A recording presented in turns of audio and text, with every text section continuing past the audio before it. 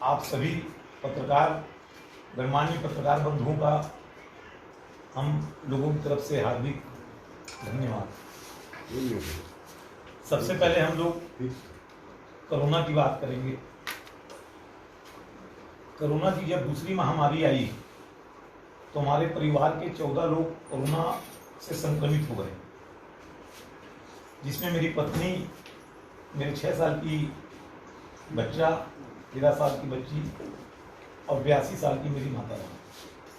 हम लोग बहुत घबरा गए और बहुत चिंतित हो गए। तबीयत ज़्यादा खराब होने पर बाकी लोग तो घर में आइसोलेट रहे। मेरी पत्नी को मैंने सृष्टि हॉस्पिटल में एडमिट कराया। करीब 7 दिन तक वो एडमिट रही। एडमिट रहने के बाद स्वस्थ होकर वो घर आई। इस बीच में 7 दिन खाना पहुंचाने के लिए और तमाम दवाइयां देने के लिए मैं वहाँ पहुँचता था।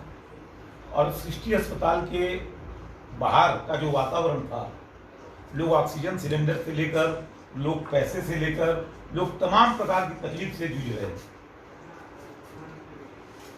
घर में आने के बाद मैंने अपनी माता राम से चर्चा की कि माँ, स्थिति बहुत भयानक है। हम लोग तो सुरक्षित हो गए, लेकिन बाहर गरीब लोग बहुत तकलीफ में हैं। मेरी माता राम ने कहा कि अपने पिताजी के पद चिन्हों पर चलते हुए तेरे से जो बनता है वो तो सेवा कर, लेकिन अपने आप का ध्यान रखकर, सुरक्षित रहकर। मेरी माता राम ने 50,000 रुपये दिए और बोले इस मुहिम में आगे बढ़ जाओ। मेरे परम मित्र युगल शर्मा जी, अनिल द्विवेदी जी, जो अभी रायपुर गए हुए हैं कुछ काम से, और संदीप अग्रवाल जी, हम लोगों ने बैठकर एक संस्था का गठन किया। संस्था का नाम रखा टीम एक्टिव। और टीम एक्टिव के माध्यम से हम लोग प्राथमिक सेवा का कार्य करने के लिए जुट गए। और ऐसा समय आया कि लगातार लोगों का फोन आया और लोग हमसे जुड़ते चले गए। आज हमारा 150 लोगों का संगठन है। पूरे कोरबा जिले की बात कर रहा हूँ मैं, एकदम रूरल ताना खारोगर की बात नहीं कर रहा हूँ मैं, लेकिन कम से कम पाली, दर्री, जमनी पाली, उर्गा, ये आसपास के क्षेत्र में किसी भी प्रकार की किसी को समस्या है तो अपने से जितना बन सकता है अपन उतना लोगों की सेवा कर रहे हैं। हम लोगों ने अपने मित्रों से पैसे संसाधन जुटाए। मैंने अपने घर से पैसे संसाधन जुटाए और जुटाने के बाद आज हमारे पास 3 एम्बुलेंस है, 2 सैनिटाइजेशन मशीन है, 2 ऑक्सीजन कंसंट्रेटर है, इफरात संख्या में ऑक्सीमीटर है, 50 से ऊपर सिलेंडर है, जिसमें हम रोटेशन करके करीब 300-400 लोगों को सिलेंडर हम मुहैया करा चुके हैं। हमने सैकड़ों की संख्या में लोगों को अस्पताल में भर्ती कराया है। हमारी एम्बुलेंस के ड्राइवर से लेकर, पेट्रोल से लेकर 1 रुपया भी किसी को अधिकार नहीं है पेशेंट से लेने का। 1 रुपया भी किसी से नहीं लिया जाता। और हमने बहुत से लोगों का अंतिम संस्कार भी किया। ठीक है। इस पूरे क्रम में बहुत सी भयानक स्थिति देखने को मिली, क्योंकि सोशल मीडिया या WHO या तमाम प्रकार की जो मीडिया है, इसके माध्यम से कोरोना को, है तो भयानक महामारी, और लोगों के मन में डर बैठ गया। तो स्थिति ये आ गई कि बेटा जो है वो अपने पिताजी की लाश को छूने को तैयार नहीं है, अपने बाप को कंधा देने को तैयार नहीं। ऐसे बहुत से मौके आए। एक किस्सा मैं छोटा सा सुनाता हूं, यदि आप लोग के पास समय है तो। मुलमुला एक व्यक्ति का फोन आया, बोले कि मैं ननकी राम जी का प्रतिनिधि बोल रहा हूं, मेरी माता राम सिपेट में एडमिट है, उसका देहांत हो गया है और उसको मुलमुला लेकर दफनाना है, क्योंकि वो पलिका समाज से थे। उमेन बाई कोई नाम होगा, हो सकता है मैं नाम भूल रहा हूँ। बोले अपने साथ आप आदमी भी ले आइएगा, हमारे पास आदमी भी नहीं। उस औरत के 3 बेटे, एक बेटा को लकवा था तो बेचारा घर में था, वो जाएगा नहीं। दूसरे बेटे ने बोला कि मैं ना अस्पताल जाऊंगा, ना मेरे को अपनी माँ से मतलब, ना मैं इस महामारी में पड़ूंगा। तीसरा बेटा हॉस्पिटल के गेट के बाहर में खड़ा है। हम लोग 6 लोग जब अंदर घुसे पीपी की पहन के, तो वहां का प्रशासन शासन हमको घुसने नहीं दिया। ठीक है, वहां के चेलक टीआई साहब हैं, उनसे बात करा के जैसे भी करके हम गए। आधा घंटा मशक्कत करने के बाद एक कमरा खुला। उस कमरे में 6 लाशें चैन में बंद, किसी भी लाश में नाम नहीं लिखा है। ठीक है, हमने चैन खोली, चैन खोलकर सबकी फोटो खींची। अब वो जो है 4 महिलाएं मृत्यु थी, तो कौन था? ठीक, और वो जो उसका पुत्र है, उसका पुत्र गेट के बाहर, और वहां से उसकी दूरी 1.5 किलोमीटर, 1.25 किलोमीटर, और उसके पास एंड्रॉइड मोबाइल नहीं, उसके पास छोटा मोबाइल। वहां से हम दौड़ते दौड़ते लड़के के पास गए और 6 फोटो दिखा के बोले कि भाई इसमें तुम्हारी माँ कौन सी है बताओ। तो फोटो बड़ी कर करके अपनी माँ को पहचाना। हम उस व्यक्ति ने, लड़के ने, गलती लड़के की नहीं, गलती इस महामारी को जो भयानक रूप जिसके कारण लोग अपने माँ बाप की सेवा नहीं कर पा रहे हैं, हमने उसको अपने एम्बुलेंस में लोड किया।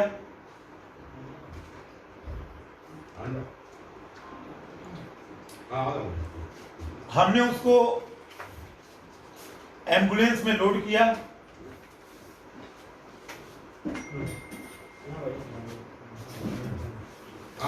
शव को मुलमुला तक ले गए। गड्ढा था वहां जहां शव को दफनाना था। वहां कुछ ग्रामीण लोग खड़े थे और उनके परिवार के 1-2 लोग खड़े होंगे। एक भी व्यक्ति उस गड्ढे में नहीं उतरा। हमने उस शव को लेकर हम लोग गड्ढे में उतरे और हमने उसका कफन दफन किया। ये आपको ये बातें रोने पर मजबूर नहीं करती। उसके बाद जब दफन करने से पहले एक नियम होता है कि लाश में हाथ जोड़कर प्रणाम कर लें। तो वहां एक भी आदमी उसकी चैन खोल के ना प्रणाम करने को तैयार नहीं था। तो हमने चैन खोली और चैन खोलने के बाद कम से कम 20-20 मीटर दूर से अपनी माता राम को उन परिवार के लोगों ने प्रणाम किया। ये एक घटना है। ऐसी घटना हमारे साथ लगातार बीती है। कोविड पेशेंट हो, कोई हो, उसके घर जाते हैं, मास्क लगाते हैं। डॉक्टर प्रिंस जैन हो, डॉक्टर चंदानी हो, ये लोग से डायरेक्ट फोन में कंसल्ट लेते हैं, दवाई पूछते हैं, दवाई देते हैं। उनकी स्थिति अस्पताल जाने तक की नहीं है। ऐसे गरीब के घरों में 500 लोगों का प्रतिदिन हमारे यहाँ भोजन बना है।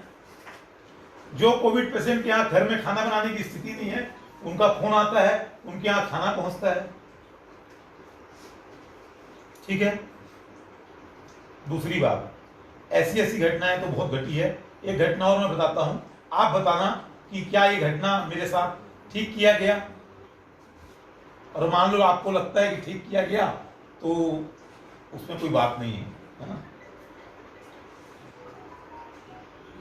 26 ऑक्सीजन आ गया था एक पेशेंट को। 26 ऑक्सीजन मतलब वो आखिरी स्टेज।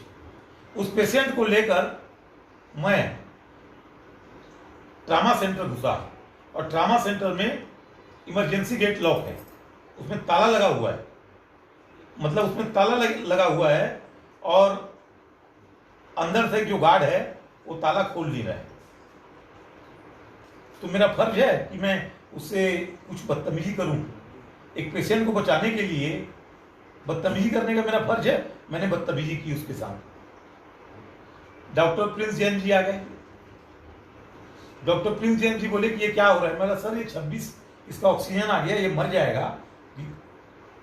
दरबान गेट नहीं खोल रहा है, इसको अंदर ले आओ। प्रिंस जैन से तू में हो गई। अब प्रिंस जैन जी मदद कर रहे हैं, ऐसा नहीं कि मदद नहीं कर रहे हैं। मदद तो डॉक्टरों को करना पड़ेगा। रुपया करोड़ों कमा डॉक्टर लोग रहे हैं। प्रिंस जैन जी ने अपने पावर का उपयोग करके, वो पावर चाहे जिला प्रशासन से हो, चाहे पुलिस प्रशासन से हो। मेरे घर रामपुर चौकी से पुलिस की गाड़ी आई, और मेरे को बैठाकर 8 घंटा तक वहां रखा गया, टॉर्चर किया गया। टॉर्चर में मेरे को न मारा गया न पीटा गया। मेरे को बोला आपके ऊपर ऐसी धारा लगाई जाएगी जिसमें आप जेल जाएंगे, नॉन बेलेबल ऑफेंस लगाया जाएगा। तो मैंने उस टीआई को कहा कि इसमें देरी मत करो, इसमें तत्काल नॉन बेलेबल ऑफेंस लगाओ और मेरे को आप जेल भेजिए। 8 घंटा अगर कोई थाने में रहेगा तो मेन्यू के हिसाब से उसको खाना मिलना चाहिए कि नहीं मिलना चाहिए, आप बताइए। हमको वहां खाने को एक समोसा नहीं मिला, हमको भूख भी नहीं है समोसा खाने की। ये बात कर रहा हूं मैं अपनी, तो आप कल्पना करो कि गरीब आदमी जब थाना जाता होगा तो उसके साथ क्या कैसा दुर्व्यवहार होता होगा। मेरा मोबाइल 8 घंटा तक जब्त कर लिया गया। उस 8 घंटे में कितने पेशेंट लोगों की मैं जान बचा सकता था या मदद कर सकता था, लेकिन मैं मदद नहीं कर पाया।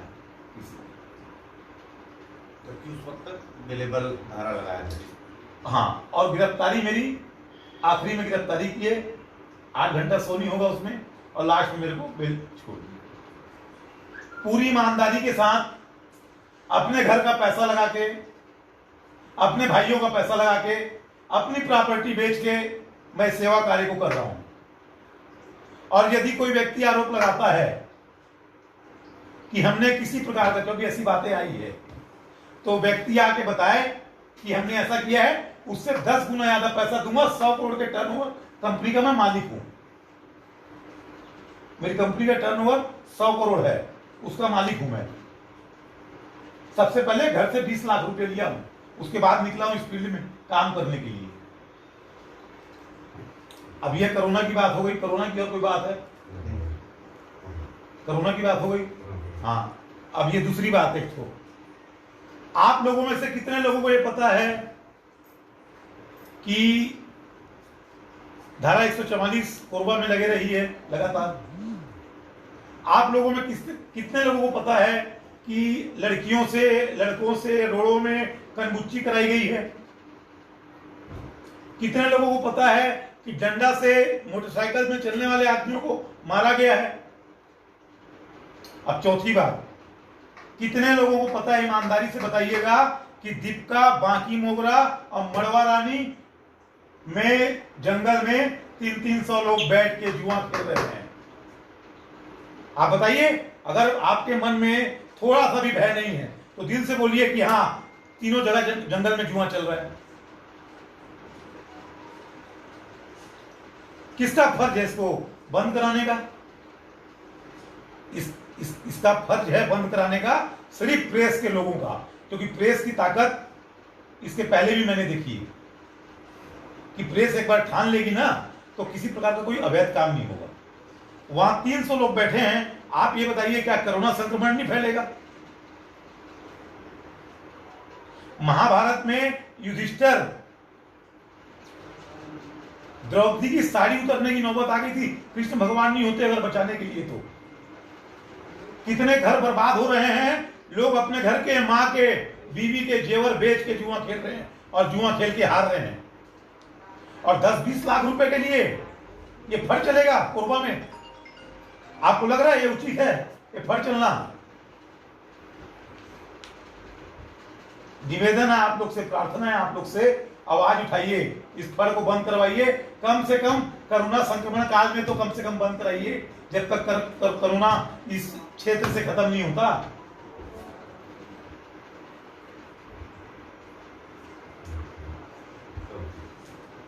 और दूसरी बात, यदि ये जंगल से जुआ बंद नहीं होगा तो मैं मुख्यमंत्री निवास जाके उससे मुलाकात करूंगा।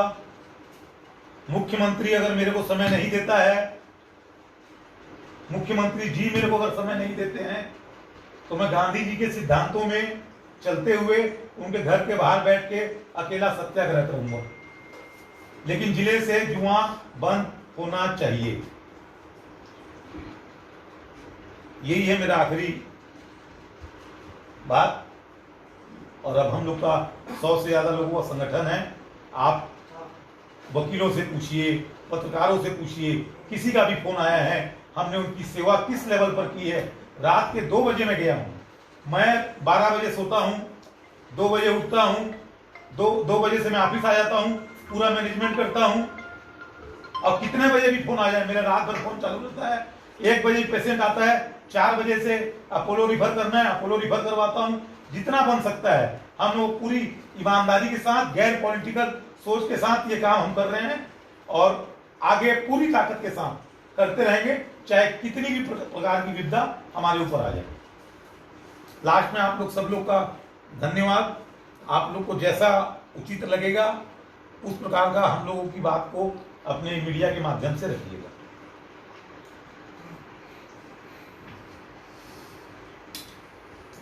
और कुछ पूछना हो तो पूछ लीजिए मेरे से। महोदय, हमारा जिला जो है खनिज न्यास मत के मामले में पूरी तरह से सशक्त है। हाँ। और इस सशक्तता के बावजूद भी हाँ। जिस तरह की वस्तु स्थिति देखी गई कि आप जैसे आम लोगों को बाहर निकलना पड़ा मदद के लिए, प्रशासनिक स्तर पर इस तरह की सुविधाएं उपलब्ध की जा सकती थी, प्रशासन स्तर पर कहाँ पर आप चूक देखते हैं? किस तरह की इकोनॉमिकल दृष्टि से लेकर के लिए? उसमें 2 बातें हैं। पहली बात मरीजों का बढ़ना, एक मरीज बढ़ गए। दूसरा प्रशासन की कहीं ना कहीं लापरवाही है। अगर लापरवाही नहीं होती तो सारे लोग हमसे एम्बुलेंस नहीं मांगते। जब मीटिंग हुई थी कलेक्ट्रेट में तो कलेक्टर आयुक्त साहब ने बोला था वो 4 एम्बुलेंस आप दे दीजिए। जब खरीद न्यास का पैसा है तो 24 घंटे के अंदर एम्बुलेंस बन के रेडी होके आ जाएगी, चाहे जितनी भी एम्बुलेंस लेके आनी है, लेकिन हम एम्बुलेंस भेज रहे हैं। और जहाँ तक खनिज न्यास की बात हो, जनप्रतिनिधियों की बात हो, तो 1-2 साल बचा है। पब्लिक देखेगी, कोविड पेशेंट देखेंगे, यहाँ की जनता देखेगी, उनको लगेगा कि किस जनप्रतिनिधि ने कितनी मेहनत की है, कौन जनप्रतिनिधि सड़क पर आया है, उस हिसाब से वो अपना वोट करेगी। अग्रवाल जी, आपने एक ननकीराम के प्रतिनिधि की बात उठाई, हाँ, जिसके डेड बॉडी लेकर के मुरमुला जाने की बात कहा। हाँ। ननकीराम ने सहयोग क्यों नहीं किया एक जनप्रतिनिधि होने के नाते? ननकीराम हमको पूरा सहयोग कर रहा है ना। नहीं। और ननकीराम जैसा राजनेता है ना, मेरे अंदाज से छत्तीसगढ़ में गिने चुने लोग होंगे, ठीक है। और ननकीराम जी को जानकारी नहीं थी, है ना। और उस प्रतिनिधि का जब फोन आया तो ननकीराम जी बुजुर्ग हो गए हैं। उनकी उम्र शायद कितने बुजुर्ग हो गए हैं आप जान रहे होंगे। हमारा मोबाइल आता है, हम तुरंत उठाते हैं, उनका मोबाइल कहाँ पड़े रहता है उनको खुद पता नहीं रहता है ना। तो उसने हमको फोन किया और हमने उसकी मदद की। आपने जुआ का मुद्दा उठाया, कोरबा जिले में जुआ जबरदस्त चल रहा है। हाँ। आपने डीजल का मुद्दा नहीं उठाया, इसके पीछे क्या कारण है? देखिए, हमारे पास शिकायत जो आई है, सुनिए मेरी बात को, डीजल भी है, कबाड़ भी है और सारी चीज़ें हैं, ठीक है। डीजल से कोरोना संक्रमण का दूर दूर तक वास्ता नहीं है, ठीक है। कबाड़ से कोरोना संक्रमण का दूर दूर तक वास्ता नहीं है। लेकिन 300 लोग बिना मास्क के एक जगह बैठेंगे मान लो और जुआ खेलेंगे तो क्या होगा? अच्छा, ये जुए की जो बात है, आज आपने मुद्दा तो उठाया, लेकिन इसका कोई प्रमाण भी है क्या? क्योंकि सूचनाएं तो हैं लेकिन प्रमाण हमारे तक नहीं आ पाती। अरे वीडियो है जी हमारे पास। सार्वजनिक करिए ना उसको, हम लोग के पास भी है, हम लोग को मिल नहीं पाता क्योंकि। और दूसरी बात, आपको क्या लगता है ये कौन चला रहा है ये फंड और किसका संरक्षण है? अब ऐसा है कि जो भी लोग चला रहे हैं वो 20 साल से वही लोग चला रहे हैं। ये कौन है हमको सार्वजनिक करिए, उनके नाम का खुलासा करिए ना। खुलासा करिए ना, हम चलाएंगे ना उसको। नाम का खुलासा का क्या विषय है जी? हम एरिया बता रहे हैं। अभी 4:30 बजे वहां जाइए आप, 300 लोग मिलेंगे जुआ खेलते हुए। तो किसी के संरक्षण के तो लिए तो संभव नहीं है ना। नहीं, हमको संरक्षण का नहीं मालूम कि संरक्षण कौन दे रहा है, लेकिन जुआ चल रहा है और जो स्पॉट है वो स्पॉट में चल रहा है, ये अपने को जानकारी है। और वीडियो मैं दे देता हूं आपको मेरे मोबाइल से।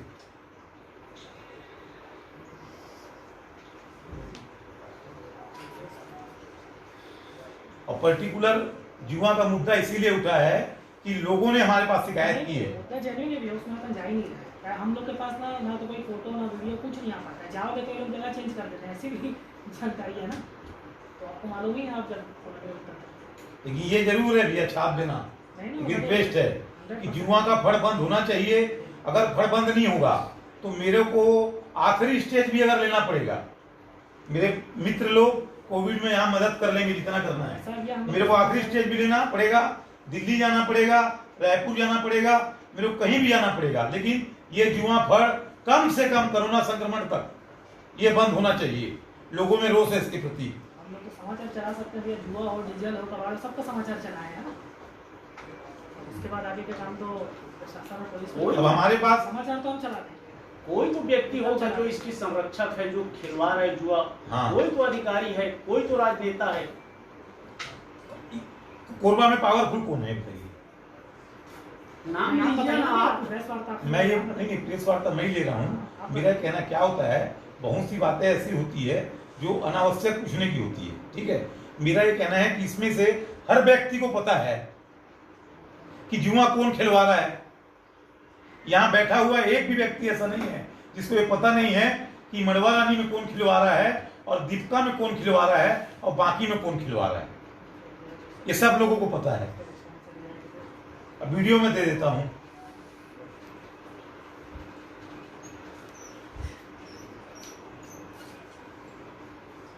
किसी के एक के मोबाइल में दे दूं? हाँ, मनोज भैया को दे दीजिए, मनोज भैया हम लोग सेंड करेंगे। मनोज भैया इसी में डाल दीजिए ना है पर्सनल।